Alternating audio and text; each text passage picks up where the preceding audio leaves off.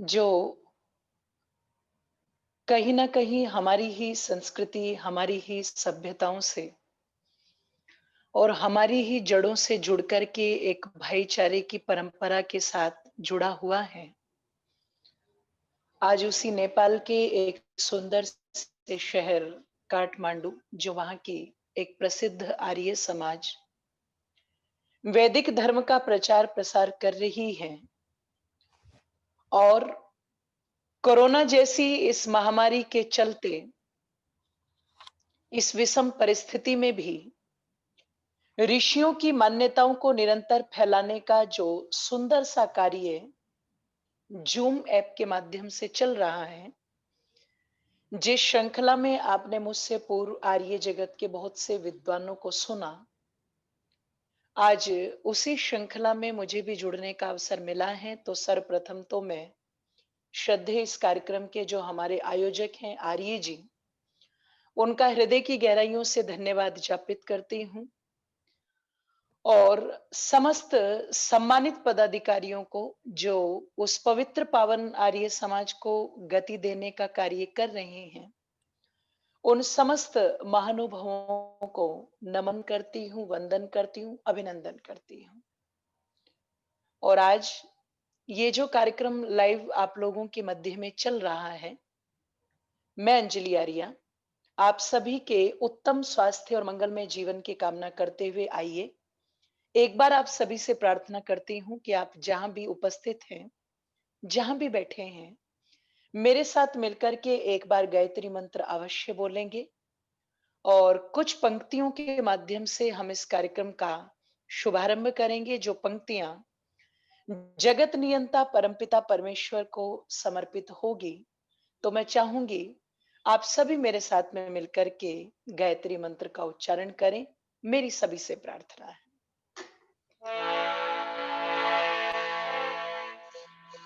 ॐ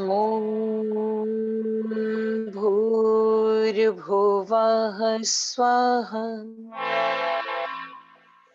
तत्सवितुर्वरेण्यम् भर्गो देवस्य धीमहि धियो यो नः प्रचोदयात्।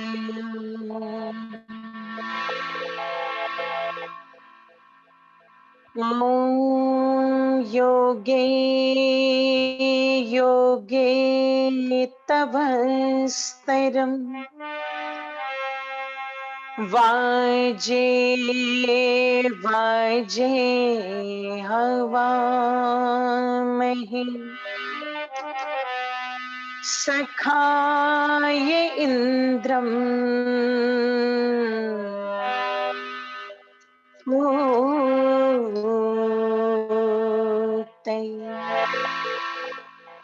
ॐ शान्तिः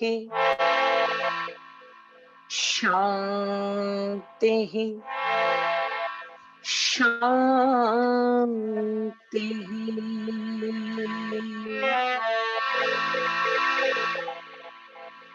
कि सुख चाहे यदि नर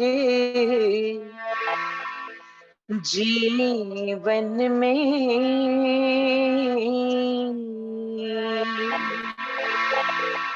सुख चाहे यदि नर जीवन में, जप ले प्रभु नाम प्रमाद न कर। सुख चाहे यदि नर जीवन में, जप ले प्रभु नाम प्रमाद न कर। है वही सुमिरने योग्य सखा, है वही सुमिरने योग्य सखा। तू किसी को याद न कर। सुख चाहे यदि नर जीवन में, जप ले प्रभु नाम प्रमाद न कर। है वही सुमिरने योग्य सखा, तू और किसी को याद न कर। तू और किसी को याद न कर। नस्बर है जगत के ठाट सभी डर, बिछुड़ गए अचरज ही क्या। नश्वर है जगत के ठाट सभी गर, बिछुड़ गए अचरज ही क्या। नस्वर है जगत के ठाट सभी गर, बिछुड़ गए अचरज ही क्या।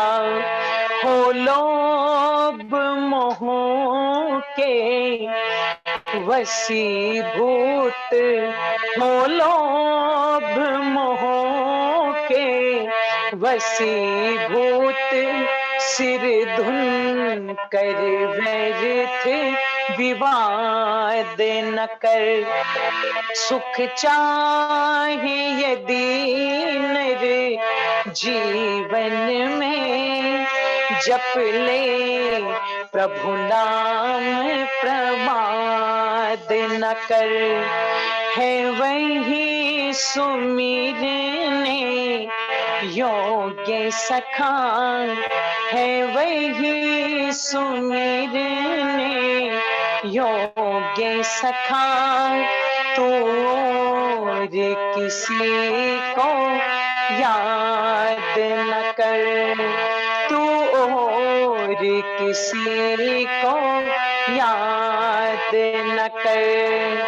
तू और किसी को याद न कर। तू और किसी को याद न कर। नमस्कार।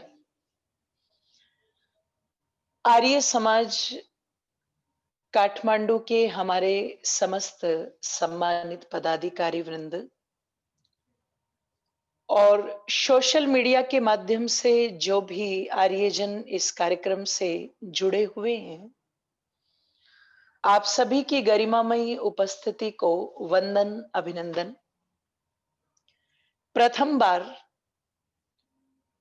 साक्षात रूप में तो नहीं, लेकिन सोशल मीडिया के माध्यम से जो दर्शन आप लोगों के हो रहे हैं, उसके लिए तो पुनः मैं आर्य समाज काठमांडू के समस्त सम्मानित पदाधिकारियों की बहुत आभारी हूं।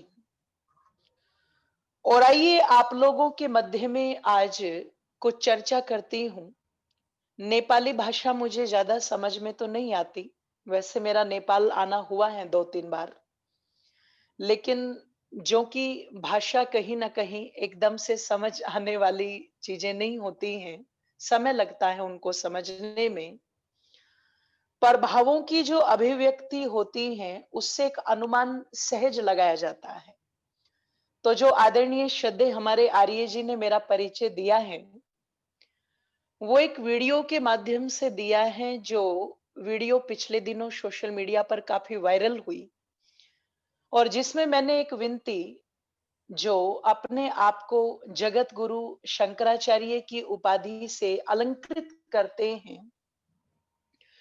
और समाज के अंदर एक धर्म प्रचारक के रूप में कार्य करते हैं, मैं ये तो नहीं कह सकती कि उनको चुनौती थी, लेकिन ये मेरा विनम्र निवेदन उनसे रहा कि वेद परमपिता परमेश्वर की वाणी है और इसको पढ़ने का अधिकार सबका है।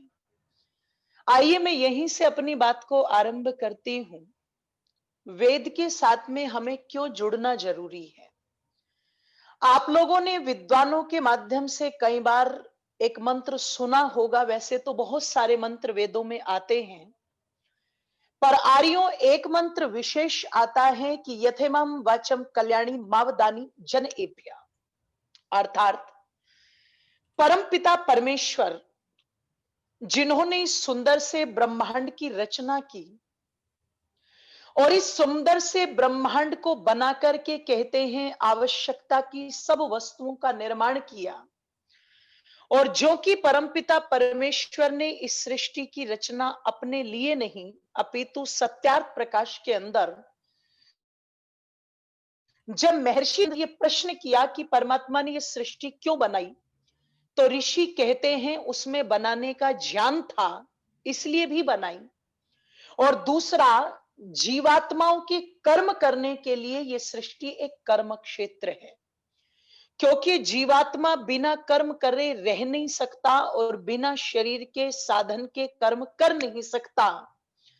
तो परमपिता परमेश्वर ने ये कर्म भूमि जो बनाई ये जीवात्मा के कल्याण के लिए, उसकी भलाई के लिए बनाई है। ध्यान रखिएगा। इसलिए बड़ी सुंदर सी बात शास्त्रों में आती है कि नदियां अपना जल स्वयं नहीं पीती, वृक्ष अपने फल स्वयं नहीं खाते, वायु अपने लिए ही नहीं चलती है, अग्नि अपने लिए ही नहीं जलती है। ये सारा भी अगर पंच भौतिक सिस्टम हम देखते हैं तो ये सब का सब कहीं ना कहीं मनुष्य के इर्द गिर्द घूमता है। इससे एक कॉन्सेप्ट तो बिल्कुल क्लियर होता है, एक बात तो सीधी स्पष्ट रूप से निकल कर आ जाती है। यहां पर पता चला कि परमात्मा ने सृष्टि अपने लिए भी नहीं बनाई है, और जो ये सृष्टि बनी है, ये प्रकृति बनी है, ये प्रकृति अपने पदार्थों का उपभोग खुद भी नहीं कर रही है। अगर ये सारी की सारी रचना हुई है तो ये केवल और केवल जीव के ही इर्द गिर्द घूमती है, जीवात्मा से ही संबंधित कहीं ना कहीं ये होती है। तो ये सारा खेल परमपिता परमेश्वर का जो रचाया है, ये जीवात्मा के लिए ही रचाया गया है। इस पर गहराई से चिंतन करने की आवश्यकता है। पर मैं निवेदन आप लोगों के मध्य में कर दूं कि परमपिता परमेश्वर ने ये सुंदर सी सृष्टि बनाई और जीवात्मा को कर्म करने के लिए अलग अलग चोले प्रदान किए। उन चोलों में अगर सबसे सुंदर चोला कोई माना गया तो वो ये मानव चोला माना गया। बाबा तुलसी ने भी लिखा है, बड़े भाग मानुष तन पावा, सौभाग्य से ये मनुष्य का तन मिलता है। तो आप चिंतन करें, आप विचार करें कि जिस परमात्मा ने सृष्टि बना दी हो, जिस परमपिता परमेश्वर ने मानव का ये तन हमें प्रदान कर दिया हो, इतना सारा व्यापक विस्तार करके अपने ज्ञान का वो परमपिता परमेश्वर हमें ज्ञान न देता तो कहीं ना कहीं दोषी हो जाता। पर उस परमपिता परमेश्वर ने, क्योंकि जीवात्मा अल्पज्य है, केवल सर्वज्ञ तो परमात्मा की है, इसलिए इस अल्पज्य जीवात्मा को परमपिता परमेश्वर ने अपना वो ज्ञान दिया, जिस ज्ञान को हम वेद के रूप में मानते हैं और वेद के रूप में स्वीकार करते हैं। ध्यान रखिएगा, इसलिए कहा जाता है कि वेद जो है वो परमपिता परमेश्वर की वाणी है, इसमें किसी भी प्रकार की कोई शंका किसी को नहीं होनी चाहिए। और ये कैसे सिद्ध होगा, इस पर ऐसा क्रम आया तो मैं चर्चा करूंगी। अभी तो मैं एक भूमिका इस बात की बना रही हूं कि परमपिता परमेश्वर ने जो वेदों का ज्ञान दिया, अगर आप कुरान को देखेंगे, अगर आप बाइबल को देखेंगे, अगर आप तोरेत इंजिल को देखेंगे, अगर आप जिंदा विस्ता को देखेंगे, आर्यों जितने भी मत संप्रदाय दुनिया के अंदर बने हुए हैं, मैं दावा करके कहती हूं, आप कुरान को आरंभ से लेकर के बाद तक पढ़ लीजिएगा। वहां पर केवल और केवल यदि आप को किसी के हित की बात मिलेगी, किसी के पक्ष की बात मिलेगी, तो वो केवल उन लोगों की मिलेगी जो अपने आप को मुस्लिम कहते हैं। माने कि कुरान का ज्ञान केवल और केवल मुस्लिम मान्यताओं के इर्द गिर्द तक ही सीमित है। अगर मुस्लिम मत को कोई नहीं मानता, जो गैर इस्लामी है, उनके लिए मैं समझती हूं शायद वो कुरान का ज्ञान कोई व्यवस्था नहीं देता है। अगर व्यवस्था देता तो जो आज दुनिया के अंदर इस्लाम के नाम पर कट्टरता चल रही है बंधुओं, वो चलने वाली नहीं थी। इसी प्रकार से अगर हम बाइबिल को पढ़ते हैं तो बाइबिल केवल और केवल ईसाइयत के इर्द गिर्द हमें घुमाती है, ध्यान रखिएगा। इसलिए वो केवल ईसाई बनाने की बात करती है। निवेदन आप लोगों के मध्य में कर दूं, आप तोरेत को पढ़ जाएं, आप इंजिल को पढ़ जाएं, आप गुरु ग्रंथ साहिब को पढ़ जाएं। कोई केवल सिखों के इर्द गिर्द घुमाता है, कोई केवल पारसियों के इर्द गिर्द घुमाता है, कोई केवल बौद्धों के इर्द गिर्द घुमाता है।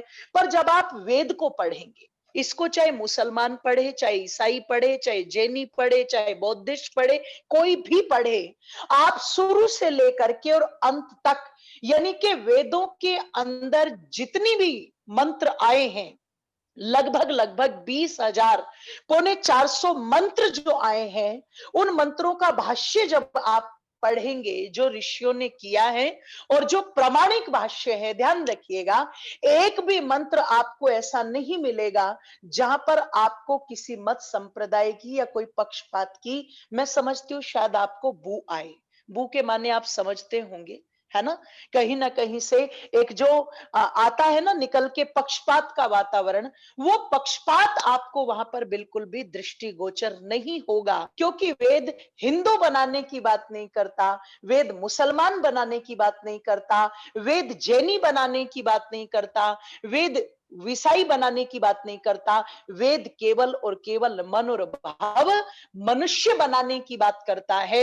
निवेदन आप लोगों के मध्य में कर दूं, वेद एक प्रांत की बात नहीं करता, वेद एक देश की बात नहीं करता, वेद एक स्थान की बात नहीं करता, अपितु कृणवंतो विश्व आर्यम, वेद तो संपूर्ण भूमंडल की बात करता है। इसलिए वेद का ज्ञान जितना भारत वालों के लिए उपयोगी है, मैं समझती हूँ जो कार्यक्रम आज चल रहा है और हम एक परिवार की तरह सोशल मीडिया से जुड़ चुके हैं, उतना ही जरूरी नेपाल के लोगों के लिए भी है, उतना ही जरूरी, वो उतना ही आवश्यक अमेरिका के लोगों के लिए भी है, उतना ही आवश्यक ऑस्ट्रेलिया के लोगों की भी है।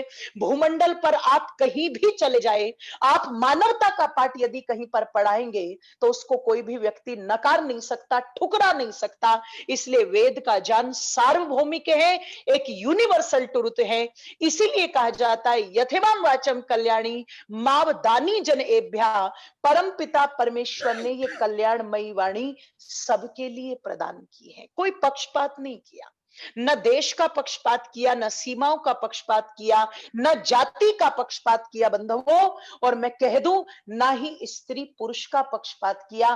परम पिता परमेश्वर ने कहा यथेमाम वाचम कल्याणी, सबके कल्याण के लिए है, सबके कल्याण के लिए।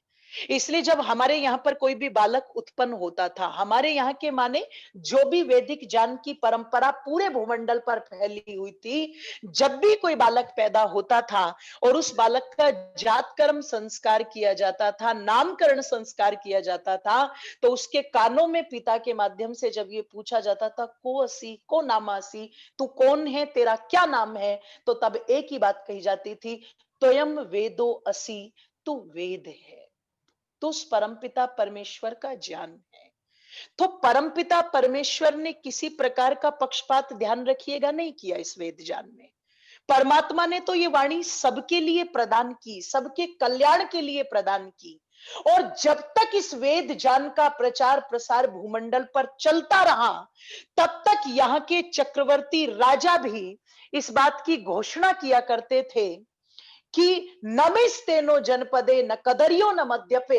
अरे राजा शुपति के यहाँ पर महर्षि उद्दालक नाम के ऋषि जब आते हैं और महाराजा के भोजन को करने से इनकार कर देते हैं कि राजन मैं तेरे यहाँ का भोजन नहीं करूंगा, तुम एक राजा हो और राजा के अन्न में पता नहीं किस प्रकार के दोष होते हैं, पता नहीं क्या क्या कार्य तुम्हारे राज्य में होते हैं, इसलिए मैं तुम्हारे यहाँ का अन्न नहीं खाऊंगा।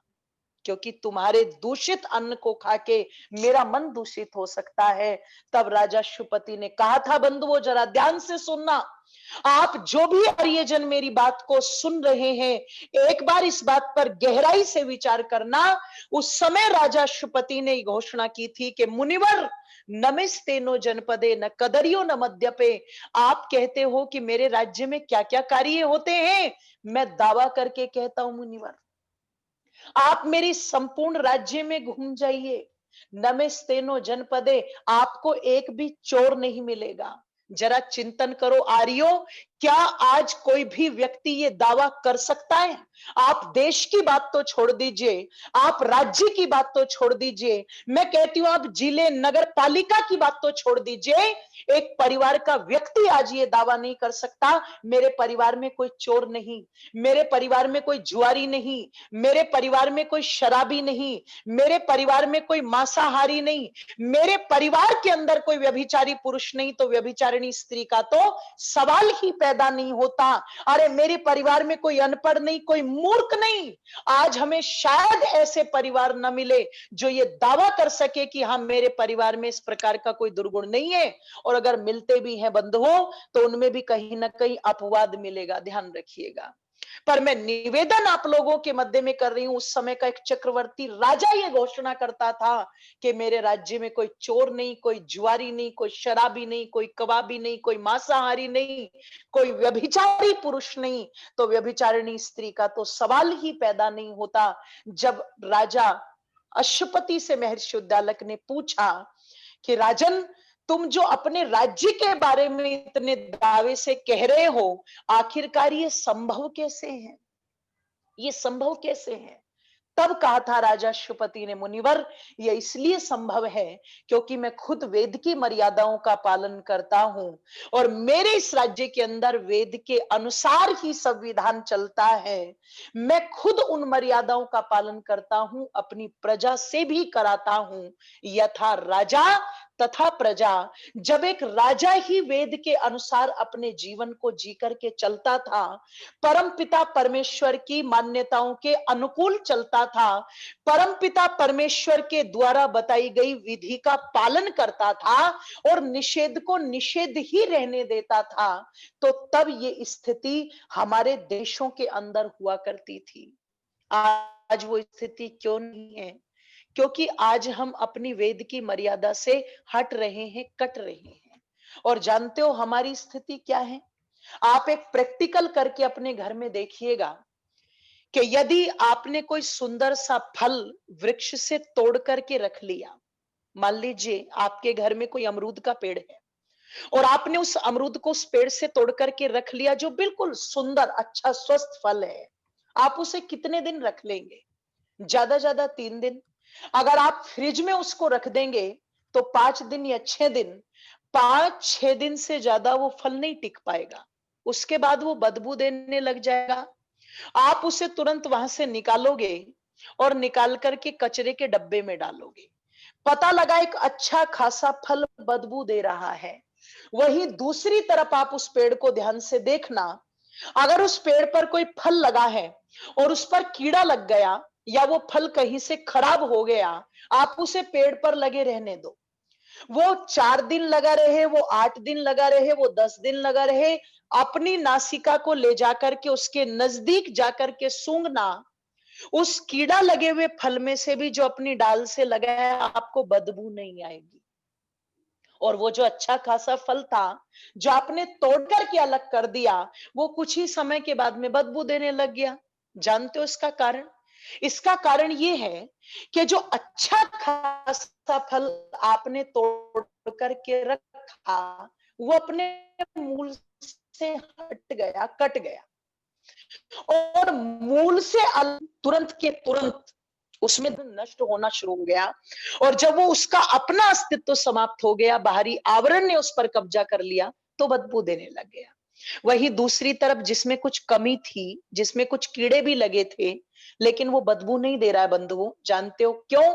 क्योंकि वो अपने मूल से जुड़ा हुआ है, और मूल से जुड़ा होने के कारण उसमें मूल के समस्त गुण विद्यमान है, इसलिए वो फल कुछ कमी होने के कारण भी आराम से पेड़ पर लगा हुआ बदबू नहीं दे रहा है। जो अपने मूल से हट जाता है, जो अपने मूल से कट जाता है, वो समाज के अंदर बदबू फैलाने का कार्य करता है, ध्यान रखिएगा। पर जो अपने मूल से जुड़ा रहता है, वो कभी समाज के अंदर बदबू फैलाने का काम नहीं करता। जब तक हम वैदिक संस्कृति से जुड़े रहे, ऋषियों की मान्यताओं से जुड़े रहे, तब तक समाज के अंदर बदबू नहीं फैली। पर जो लोग इस मूल से हट करके अलग चले गए, कट करके अलग चले गए, उन्होंने मत के नाम पर, संप्रदायों के नाम पर, परंपराओं के नाम पर इस समाज के अंदर जो अंधविश्वास रूपी बदबू फैलाई है, उसमें मानवता, ध्यान रखिएगा, पिस करके रह गई। और ऐसी पिसी कि उसका सुधार करने में उपदेशक लगे हुए हैं, पर बात जो है वो मुश्किल बन पा रही है। उसका कारण जानते हो क्यों?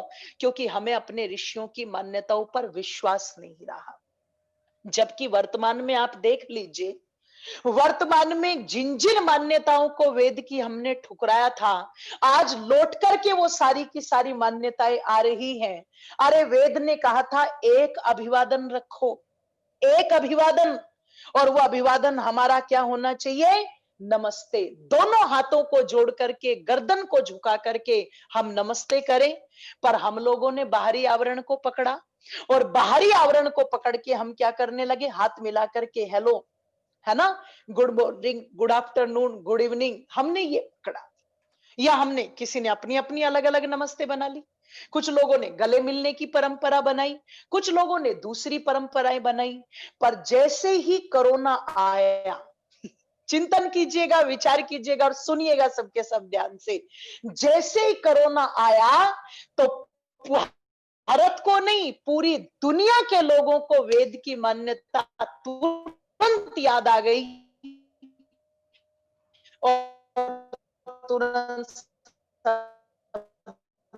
ने कहा भैया एक काम में मिलना भी छोड़ो, ये तो वेद की मान्यता। फिर किसी से मिलता है तो मिलकर के ये नहीं कहता हाथ मिलाओ गले लग जाओ, वो तुरंत एकदम से हाथ जोड़ करके कहता है नमस्ते। ये है मूल, ध्यान रखिएगा। इस मूल से जुड़ करके व्यक्ति मूली बन जाता है, फिर वो मामूली नहीं रहता, ध्यान रखिएगा।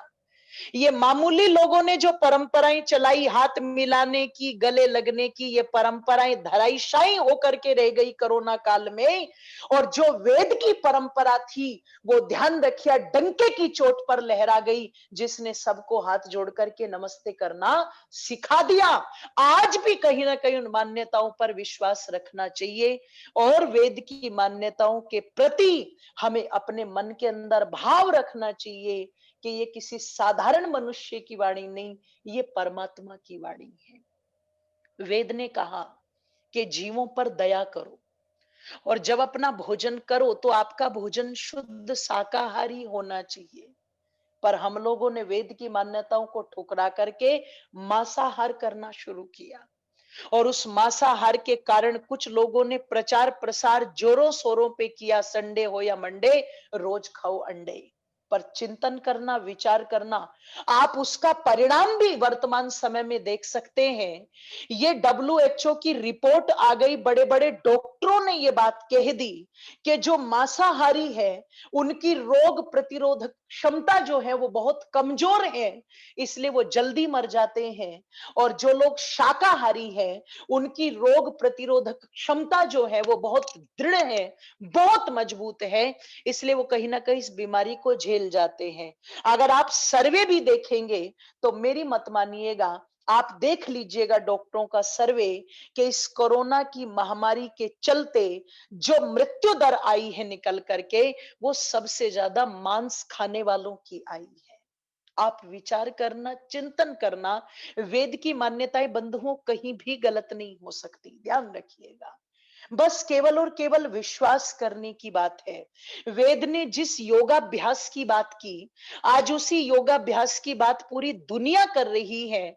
लोग कहते थे कि प्रोटीन अलग से लेकर के पाउडर खाओ, उस कंपनी की टेबलेट खाओ, उस कंपनी की टेबलेट खाओ, पर सब लोग कह रहे नहीं साहब, प्राणायाम करो, प्राणायाम की शक्ति से ही कहीं ना कहीं ताकत आएगी, फेफड़ों के अंदर भी, लीवर के अंदर भी वो मजबूत होंगे ही, तो कहीं ना कहीं हम ऐसी बीमारियों से बच पाएंगे। तो मैं समझती हूँ ये सारा का सारा जो घूम करके चक्र आ रहा है, ये बंधुओं वेदों पर ही आ रहा है। इसलिए ऋषि दयानंद की बात तो माननी पड़ेगी कि बैक टू वेदास। ओ दुनिया के लोगों, अगर कल्याण चाहते हो तो वेदों की ओर लौटो, वेदों की मान्यताओं को स्वीकार करो।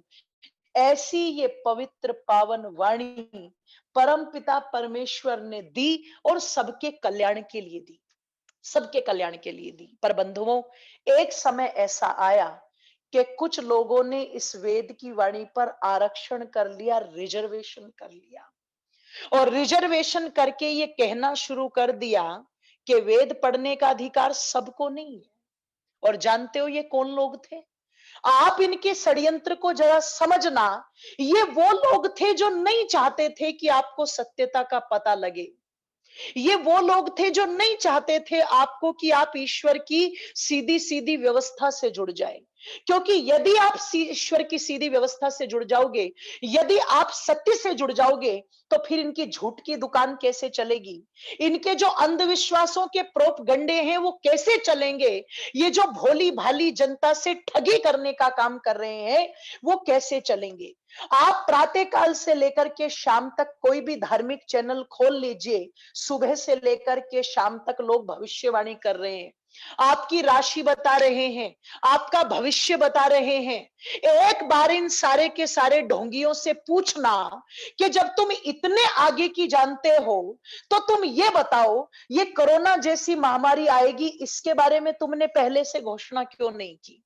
अगर तुम भविष्य की बातों को पहले ही जान लेते हो, तो इतना बड़ा संकट पूरे विश्व पर आने वाला है, इसकी घोषणा किसी भी एक पोप ने, किसी भी एक पंडे ने जरा सोच करके देखो क्यों नहीं की? मैं ब्राह्मणों का अपमान नहीं कर रही हूं, मैं खुद ब्राह्मण हूं, ध्यान रखिएगा। और ब्राह्मण हमेशा पूज्य होता है। पर कौन होता है ब्राह्मण? ऋषि कहते ब्रह्म जानाति इति ब्राह्मण। अरे जो परमात्मा को जानता है और दुनिया को जनाने का काम करता है, जो यज्ञ पहले खुद करता है और करवाने का काम करता है, जो विद्या का दान देता है और तब कुछ लेता है, वो व्यक्ति ब्राह्मण होता है। तो मैं ब्राह्मणों की विरोधी नहीं हूं, पर जो ढोंगी, पाखंडी, भोले भाले लोगों को ठगने का काम करते हैं, एक बार उनसे पूछना जरूर, आपने इसके विषय में क्यों नहीं बताया, क्यों पहले से घोषणा नहीं की? आज पता नहीं कितने लोग इस कोरोना के चलते तनाव में आ गए हैं, कितने लोगों के कार्य जो है वो बिल्कुल शिथिल हो चुके हैं, कितने लोगों की नौकरियां चली गई, कितने लोगों के व्यापारों पर इसका प्रभाव पड़ा है, इतने लोग दुखी हुए हैं। तो क्या कोई भी पंडित पूरे भूमंडल पर ऐसा नहीं था जो पहले से कोरोना की घोषणा कर सके? आप चिंतन करो। पर ये आपका भविष्य जरूर बता देंगे, ये आपके जीवन में क्या होने वाला है इसकी चर्चा जरूर कर देंगे। ये सुबह सुबह बैठ करके आपकी नाम राशि में इस सप्ताह क्या होगा, ये बड़ी बड़ी बातें उस पर बोल देंगे। पर बंधुओं, एक बार समझना जरूर, जो राशि फली आपको बताते हैं, एक बार पूछना कि अगर राशि फल माने कि मेरा नाम अंजलि है और ए नाम के जितने भी व्यक्ति हैं, अगर उन सबका राशि फल एक है, तो राम और रावण दोनों की नाम राशि एक थी, इनका कर्म फिर अलग अलग क्यों है? इनका फल फिर अलग अलग क्यों है? एक तरफ तो हम भगवान श्री राम की पूजा करते हैं, दूसरी तरफ हम रावण को जलाते हैं, दोनों की नाम राशि एक है, तो इनमें अंतर क्यों? कृष्ण और कंस दोनों की नाम राशि एक है, तो इनमें अंतर क्यों? है ना? लाल बहादुर शास्त्री और लालू प्रसाद जी जैसे नेताओं की नाम राशि एक है, तो इनमें अंतर क्यों? जरा आप सोच करके देखो, विचार करके देखो। ये जितना भी अंधविश्वास पाखंड है बंधुओं, जो लोग इन नाम राशियों के पीछे चलते हैं, या जो लोग किसी के द्वारा बताई गई भविष्य की बातों को मान करके चलते, अरे एक बार विचार तो करो। आज जो पढ़े लिखे वेल एजुकेटेड लोग हैं, अनपढ़ बैठ करके उनका भविष्य बता रहे हैं। आप सोचो, आप चिंतन करो। आर्य समाज आपको इस बात के लिए सचेत करता है, ध्यान रखना। ऐसा नहीं कि आर्य समाज इन बातों को नहीं मानता, मानता है, पर ध्यान रखिएगा, अंधविश्वास में नहीं मानता। आर्य समाज भाग्य को मानता है, पर क्या मानता है? आपका जैसा कर्म होगा, आप वैसा ही अपना भाग्य बना लोगे। यदि आप सौभाग्यशाली होना चाहते हो, तो शुभ कर्मों के मार्ग को अपना लीजिए, आप सौभाग्यशाली बन जाओगे। अगर आप दुर्भाग्यशाली अपने आप को बनाना चाहते हो, तो जीवन में सुबह से लेकर के शाम तक जितने दुष्कर्म आप कर सकते हो कीजिए, दुर्भाग्य अपने आप पैदा हो जाएगा बंधुओं। आर्य समाज कहता है कर्म से भाग्य बनता है, और आर्य समाज नहीं कहता। ये सत्यता है, ये वास्तविकता है कि व्यक्ति के कर्म ही उसके भाग्य को बनाते हैं। जिसके जैसे कर्म होंगे, उसका वैसा ही भाग्य होगा। ये बातें जो पाखंड और अंधविश्वास में चली, इन बातों ने केवल और केवल हमें गिराने का काम किया है। और मुझे तो इस संदर्भ में कुछ पंक्तियां एक कवि की बहुत सुंदर याद आ रही है। अगर आप लोगों को पंक्तियां अच्छी लगे तो समर्थन कीजिएगा। कवि ने बड़े सुंदर शब्दों में लिखा था, और क्या लिखा था, आइए मैं गा करके सुनाती हूँ। कि गिरते गिरते गिर गए और गिरते जा रहे, गिरते गिरते गिर गए और गिरते जा रहे। फिर कुछ पहले सब कुछ, और फिर कुछ आज कुछ भी ना रहे। गिरते गिरते गिर गए और गिरते जा रहे, गिरते गिरते गिर गए और गिरते जा रहे। विश्व का नेता प्रणेता प्यारा मेरा देश था। विश्व का नेता प्रणेता प्यारा मेरा देश था। थे सुखी समृद्ध, बातों में ये विशेष था। बातों में ये विशेष था। पत से गिर के और फिर के, पत से गिर के और फिर के, फिरकों में भटका रहे। गिरते गिरते गिर गए और गिरते जा रहे। पहले सब कुछ और फिर कुछ, पहले सब कुछ आज भी ना रहे। गिरते गिरते गिर गए और गिरते जा रहे। गिरते गिरते गिर गए और गिरते जा रहे। विश्व ही सौ में बटा जिन भूलों के परिणाम से। विश्व ही सौ में बटा जिन भूलों के परिणाम से। आज भी नफरत नहीं उन गलतियों के नाम से। ठोक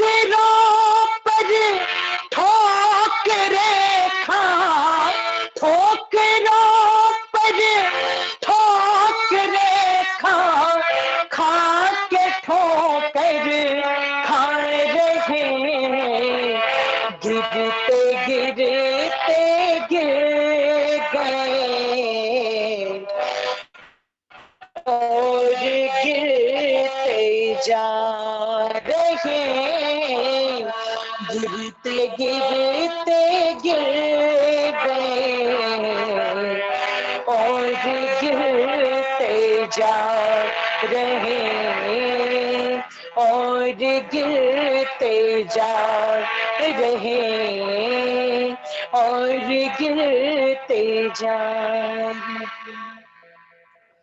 गिरते गिरते गिर गए और गिरते जा रहे, और पहले सब कुछ आज फिर कुछ, आज कुछ भी ना रहे।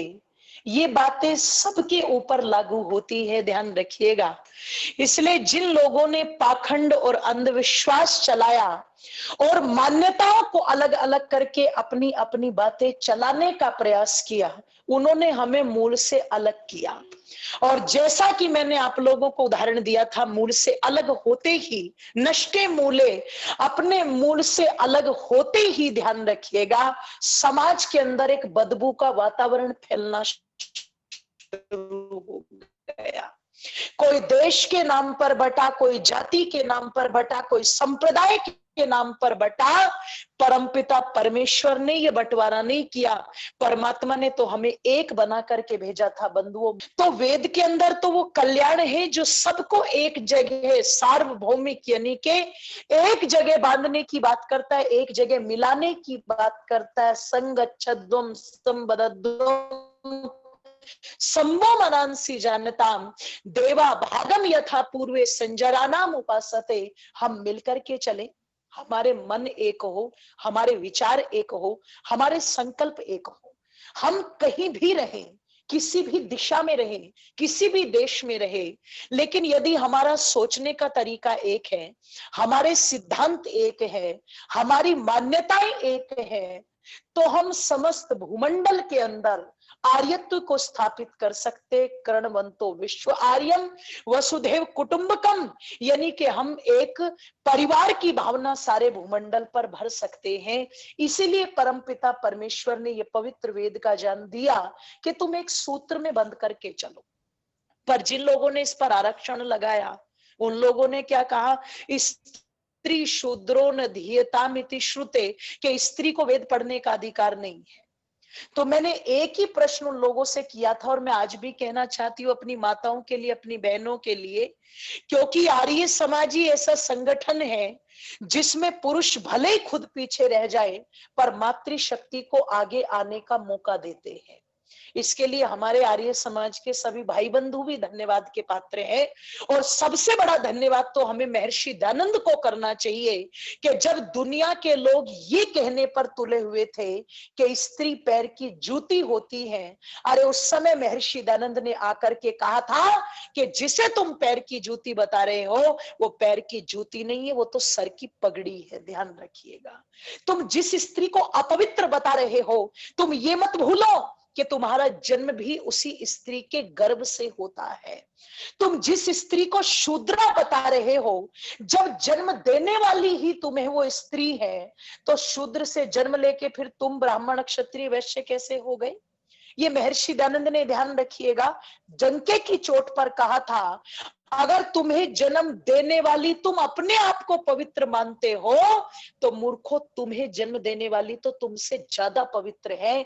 जब ऋषि दयानंद ने ये हुंकार लगाई, तब मेरी माताओं को ये सम्मान मिलना शुरू हुआ था, जो सम्मान पाकर के भी आज मातृशक्ति ऋषि दयानंद को भूल गई है, ऋषि दयानंद का एहसान नहीं मान रही है। ध्यान रखिएगा, वो ढोंगी अच्छे लगते हैं जो ढोंगी बड़े बड़े मंचों पर बैठ करके कहते कि स्त्री को गायत्री मंत्र सुनने का अधिकार नहीं। और आदरणीय हमारे भ्राता जी तो मुझे बता रहे थे कि नेपाल आर्य समाज के अंदर भी जब शंकराचार्य जी को बुलाया गया और मंगलाचरण करने के लिए किसी स्त्री को कहा गया, तो उन्होंने पहले ही मना कर दिया कि स्त्री मंगलाचरण नहीं करेगी। आप सोच करके देखो, आज भी जो लोग अपने आप को कहते हैं समाज के हितैषी हैं और आज भी उनके मन के अंदर से वो पक्षपात निकल करके गया नहीं है, वो बाहर आया नहीं है, आप चिंतन करो, विचार करो। और दूसरी तरफ एक आर्य समाज का संगठन है जहां पर कहा जाता है कि हमारे यहाँ पर यज्ञ कराएंगी तो स्त्री कराएंगी, हमारे यहाँ पर वेद मंत्रों का पाठ करेंगी तो गुरुकुल की कन्याएं करेंगी। अरे आर्य जगत में ऐसी ऐसी विदुषियां हैं, ध्यान रखिएगा, जो चारों वेदों यानी कि चतुर्वेदा है ना, आचार्य सूर्या देवी जी हमारी वो चतुर्वेदा है गुरुकुल पाणिनि बनारस। मैं निवेदन आप लोगों के मध्य में कर दूं तो वेद पढ़ने का अधिकार महर्षि दयानंद ने तो सबको दिलवाया। जो लोग कहते थे स्त्रियों को पढ़ने का अधिकार नहीं, शूद्रों को पढ़ने का अधिकार नहीं है, ऋषि दयानंद कहते जिसने वेद पढ़ लिए वो शूद्र तो रहा ही नहीं, वो फिर कहीं ना कहीं वो तो ब्राह्मण की कोटि में आ गया जो वेदों का विद्वान हो गया। और तुम कौन होते हो आरक्षण करने वाले? जितने भी चारों वेदों में से एक भी मंत्र ऐसा नहीं निकाल करके दिखा पाते ढोंगी जिसमें लिखा हो कि स्त्री को वेद पढ़ने का अधिकार नहीं है, शूद्रों को वेद पढ़ने का अधिकार नहीं। मैं निवेदन आप लोगों के मध्य में कर दूं, ऋषि दयानंद बिल्कुल स्पष्ट कहते हैं सबके लिए परमपिता परमेश्वर ने ये वाणी दी है। और आर्य समाज का तीसरा नियम बना करके ऋषि दयानंद ने लागू कर दिया कि वेद सब सत्य विद्याओं का पुस्तक है, इसका पढ़ना, पढ़ाना, सुनना, सुनाना सब आर्यों का परम धर्म है। माने कि सबको पढ़ने का अधिकार है। बिना वेद के वेदना ही रहेगी, समझते हैं ना, दुख ही रहेगा। अगर दुख से दूर होना चाहते, कष्ट से दूर होना चाहते हैं तो पक्षपात रहित जो परमपिता परमेश्वर की वाणी है वेद, हमें उसने अपने जीवन में अपनाना ही पड़ेगा। जो भाईचारे के भाव को स्थापित करता है, जो सबकी उन्नति की बात करता है, जो मनुर्भव की बात करता है, हम उसको अपने जीवन के अंदर अपना करके चले, ढोंगी पाखंडियों की बात में बिल्कुल भी ना आए। जिन लोगों ने ये कहा कि शूद्रों को पढ़ने का अधिकार नहीं, जानते हैं आप क्या हुआ? एक बार एक घटना घटी। कहते हैं एक घर के अंदर एक जो कूड़ा उठाने वाली या साफ सफाई करने वाली, जिसको भारत देश के अंदर भंगी भी कहा जाता है, नेपाल में क्या कहते मुझे जानकारी नहीं है, जब वहां पर आऊंगी तो पूछूंगी जरूर। तो कहते वो जो साफ सफाई करने वाली बेचारी स्त्री थी, घर के लोगों ने उसको भोजन दिया और वो पेड़ के नीचे बैठ करके वो भोजन खाने लगी। अब उस घर का जो सेठ साहूकार का बच्चा था, छोटा बच्चा था, और वो बच्चा दौड़ता दौड़ता आया और उस महिला को देखने लगा। अब महिला ने जब देखा कि बच्चा जो है वो मेरी तरफ देख रहा है तो उसको दया आई, ममत्व का भाव जागा और उसने बच्चे से, तुम भी रोटी खाओगे? तो बच्चा तो बच्चा था, वो तो बचा हुआ था, जाति के नाम से बचा हुआ था, प्रपंचों के नाम से बचा हुआ था। उस बच्चे ने तुरंत बोल दिया हाँ मैं खाऊंगा। तो उस महिला ने डरते डरते एक टुकड़ा जो था रोटी का वो उस बच्चे को दे दिया। अब जैसे उस बच्चे ने वो रोटी का टुकड़ा खाया तो तुरंत ऊपर से छत से उसकी मां ने देखा और बच्चे पर चिल्लाई और चिल्ला करके कहती है तुमने इसके हाथ का भोजन किया, तुमने इस भंगन के हाथ की रोटी खाई, तुम्हारा तो धर्म चला गया। अब तुम्हें हरिद्वार ले जाना पड़ेगा, गंगा में गोते लगवाने पड़ेंगे, तुम्हें शुद्ध करवाना पड़ेगा। नालायक कहीं के तुमने इसके हाथ का भोजन क्यों किया? तो वो बच्चा बड़ी मासूमियत से उत्तर देता है बंधुओं, वो कहता है माँ एक ही तो टुकड़ा खाया है। तो माँ कहती है एक खा चाहे आधा खा, पर धर्म तो भ्रष्ट हो गया। बंधुओं जरा ध्यान दे करके सुनना, वो बच्चा भी शायद पिछले जन्म का आर्य समाजी था। वो तुरंत कहता माँ एक बात बता, इतने दिन हो गए इस बेचारी को हमारे घर की रोटी खाते खाते, जब तक आज तक हमारे घर की रोटी खा करके जब ये सेठानी नहीं बनी, जब ये साहूकारनी नहीं बनी, तो इसके हाथ का एक टुकड़ा खा के मैं भंगी कैसे हो गया? पहले इस बात का जवाब दो। आप चिंतन करना, आप विचार करना, जाति के नाम पर इतना द्वेष लोगों ने फैला करके रखा, पर एक बार भी आप लोगों ने विचार किया कि जाति कहते किसको है? अरे महर्षि पतंजलि को पढ़ो, वो कहते हैं समान प्रसवा आत्मिका जाति।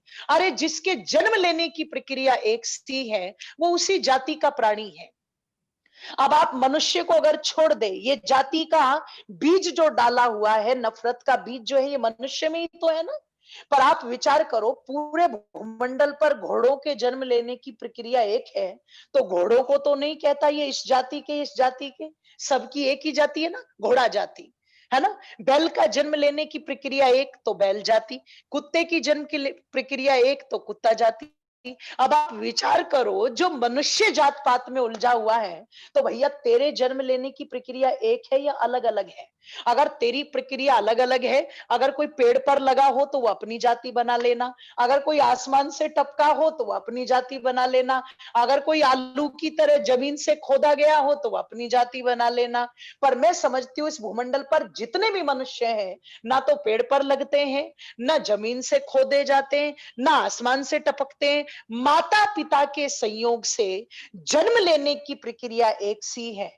तो हम सबकी जाति भी एक ही है, और वो क्या है? मानव जाति। वेद उसी का प्रचार करता है, वेद उसी का प्रसार करता है। और जिस दिन हम इस बात को समझ गए, जिस दिन हम इस बात को अपना गए, मैं समझती हूँ, ध्यान रखिएगा, उस दिन ये सारा झगड़ा समाप्त हो जाएगा, उस दिन ये सारे वैमनस्य समाप्त हो जाएंगे, उस दिन ये सारी लड़ाइयां, जितनी ताकत हम लड़ने पर लगा रहे हैं, अरे जितनी ताकत हम द्वेष में लगा रहे हैं, उतनी ताकत इस मानवता की भलाई में लगा दो, तो समाज का कल्याण होगा, देश का कल्याण होगा, विश्व का कल्याण होगा। ये आर्य समाज आपको सिखाता है, ये आर्य समाज आपको बताता है।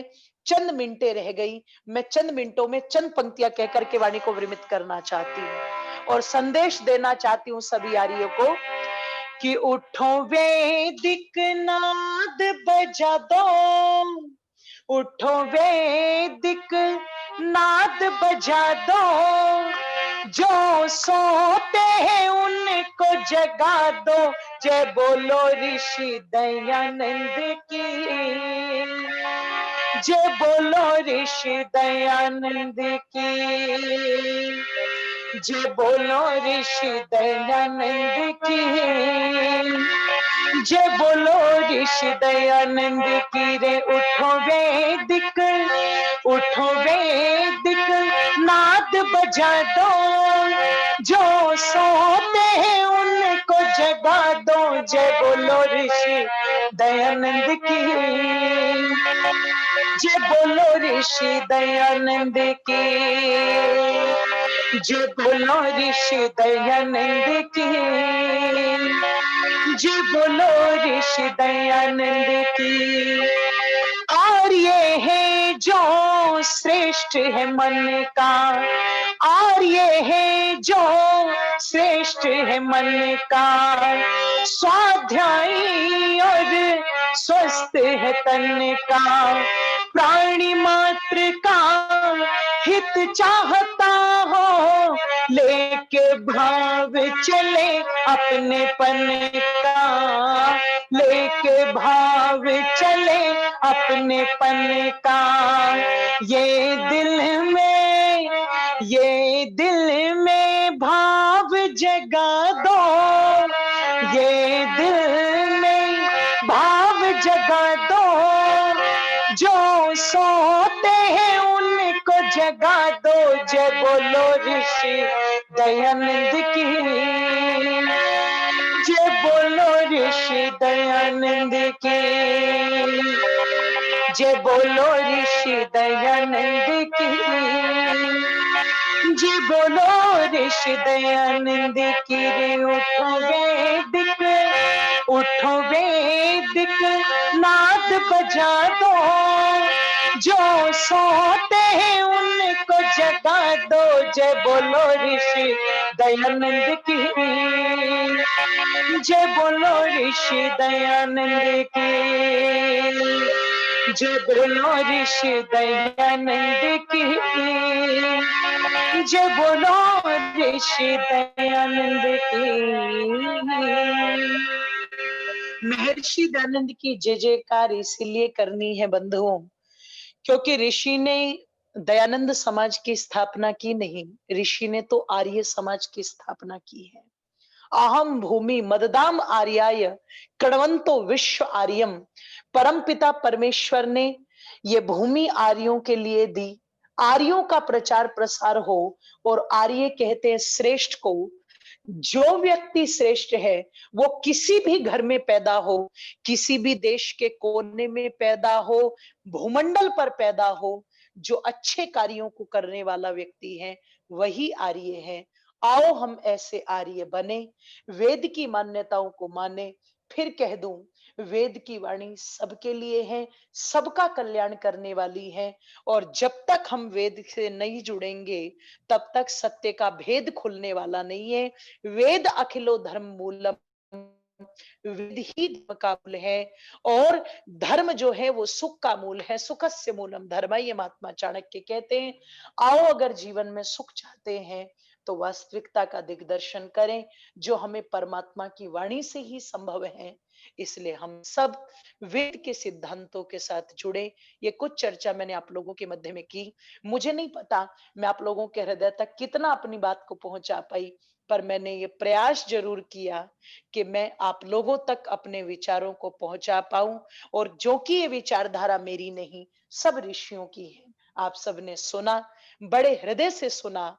मैं सब श्रोताओं का, चाहे वो देश के विदेश के किसी भी कोने से इस प्रोग्राम को सुन रहे हैं, मैं सबका धन्यवाद ज्ञापित करती हूँ।